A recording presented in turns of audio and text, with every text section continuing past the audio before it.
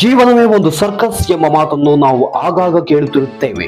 ಈ ನಡುವೆ ಸರ್ಕಸ್ ಅನ್ನೇ ಜೀವನವನ್ನಾಗಿ ಮಾಡಿಕೊಂಡವರು ಅದೆಷ್ಟೋ ಜನ ಇದ್ದಾರೆ. ಬೀದಿ ಬದಿಯಲ್ಲಿ ಒಂದು ಪುಟ್ಟ ಕುಟುಂಬ ಅಂದಿನ ಅನ್ನಕ್ಕಾಗಿ ಮಾಡುವ ಕಸರತ್ತುಗಳ ಪ್ರದರ್ಶನದಿಂದ ಹಿಡಿದು ದೊಡ್ಡ ದೊಡ್ಡ ಅಂತಾರಾಷ್ಟ್ರೀಯ ಖ್ಯಾತಿಯ ಸರ್ಕಸ್ ವರೆಗೂ ಎಲ್ಲವೂ ನಮ್ಮೊಳಗೆ ಒಂದಷ್ಟು ಬೆರಗನ್ನು ಸೃಷ್ಟಿಸುತ್ತದೆ. ಅಂತಾರಾಷ್ಟ್ರೀಯ ಖ್ಯಾತಿಯ ಸರ್ಕಸ್ ಎಂದಾಗ ನಮಗೆ ಮೊದಲು ಕೇಳುವುದು ಜಂಬೋ ಸರ್ಕಸ್ ಎಂಬ ಹೆಸರು. ಈ ಹಿಂದೆ ನಮ್ಮ ಬಾಲಕಾಂಡದಲ್ಲಿ ನಮ್ಮೂರಲ್ಲಿ ಈ ಸರ್ಕಸ್ ಕಂಪನಿ ಒಂದು ಸಾಮಾಜಿಕ ಜಾಲತಾಣವಿಲ್ಲದ ಅವತ್ತಿನ ಕಾಲದಲ್ಲೂ ದೊಡ್ಡ ಮಟ್ಟಿಗಿನ ಸುದ್ದಿಯಾಗಿತ್ತು. ಅಂದು ಸರ್ಕಸ್ಗಳಲ್ಲಿ ಆನೆ, ಹುಲಿ, ಸಿಂಹಗಳಂತ ಪ್ರಾಣಿಗಳ ಬಳಕೆಯೂ ಆಗುತ್ತಿತ್ತು. ಆದರೆ ಇದೀಗ ಕಾಲ ಬದಲಾಗಿದೆ. ನಮ್ಮ ದೇಶ ಸರ್ಕಸ್ ಕಂಪನಿಗಳಲ್ಲಿ ಪ್ರಾಣಿಗಳ ಬಳಕೆಯನ್ನು ಸಂಪೂರ್ಣ ನಿಷೇಧಿಸಿದೆ. ಬದಲಾದ ಕಾಲಘಟ್ಟದಲ್ಲಿ ಮತ್ತೆ ನಮ್ಮೂರಿಗೆ ಜಂಬೋ ಸರ್ಕಸ್ ಕಂಪನಿ ಕಾಲಿಟ್ಟಿದೆ. ಅದಾಗಲೇ ಉದ್ಘಾಟನೆಗೊಂಡು ಭರ್ಜರಿ ಪ್ರದರ್ಶನವನ್ನು ಕೂಡ ಕಾಣುತ್ತಿದೆ.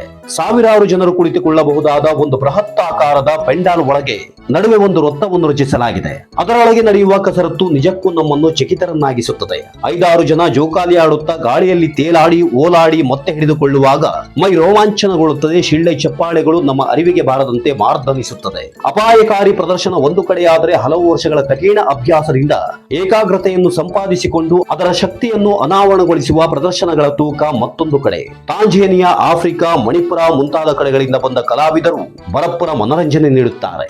ಒಟ್ಟಿನಲ್ಲಿ ಕೊಟ್ಟ ಕಾಸಿಗಂತೂ ಮೋಸವಿಲ್ಲದ ಆಟ. ಅಂದ ಹಾಗೆ ಭಟ್ಕಳದ ವೆಂಕಟಾಪುರ ಮೈದಾನದಲ್ಲಿ ಬೀಡು ಬಿಟ್ಟಿರುವ ಜಂಬೋ ಸರ್ಕಸ್ ನಲ್ಲಿ ದಿನಾಲೂ ಮಧ್ಯಾಹ್ನ 1 ಗಂಟೆ, ಸಂಜೆ 4 ಗಂಟೆ, ರಾತ್ರಿ 7 ಗಂಟೆ ಸೇರಿದಂತೆ ಒಟ್ಟು 3 ಪ್ರದರ್ಶನಗಳನ್ನು ಏರ್ಪಡಿಸಲಾಗುತ್ತಿದೆ.